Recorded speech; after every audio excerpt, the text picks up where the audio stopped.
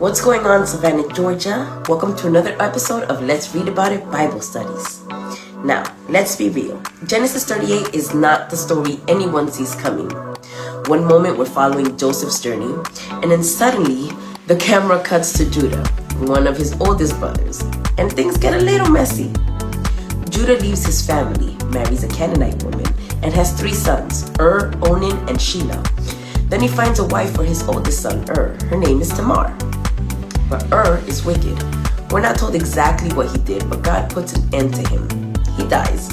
So according to the custom back then, Tamar is supposed to marry the next brother, Onan, to continue the family line. But Onan refuses to give Tamar a child that wouldn't be considered his.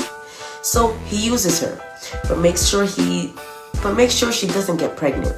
And that, God sees that too. So Onan dies. Now, Judah is down to one son, Shelah, and he's scared. He tells Tamar to wait until Shelah grows up, but he has no intention of letting them marry. He blames Tamar for what happened, even though she's done nothing wrong.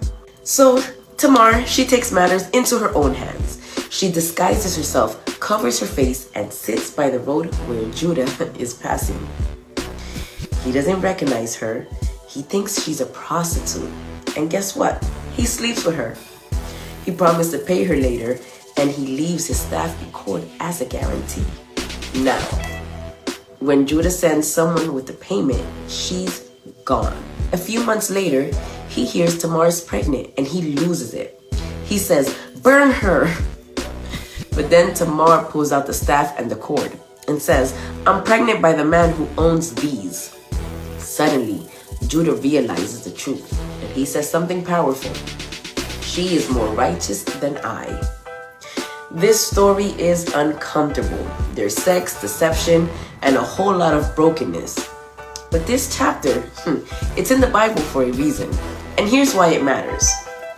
Number 1, God sees people others overlook. Tamar was used, ignored, and almost erased. But God didn't forget about her. Number 2, Judah was ready to punish someone else for a sin he secretly committed. Sound familiar? That's still happening today. But God, he brings the truth out, not to shame us, but to change us. Tamar ends up in a family line of Jesus. Yup, go read Matthew 1. This woman, through this messy situation, she becomes part of God's plan to bring the Savior into the world.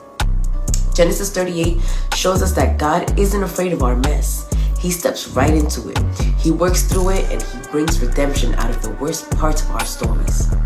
So, if your life feels a little complicated, if your family is a wreck, and if you've been lied to, cheated on, used, or hurt, this chapter tells you something loud and clear.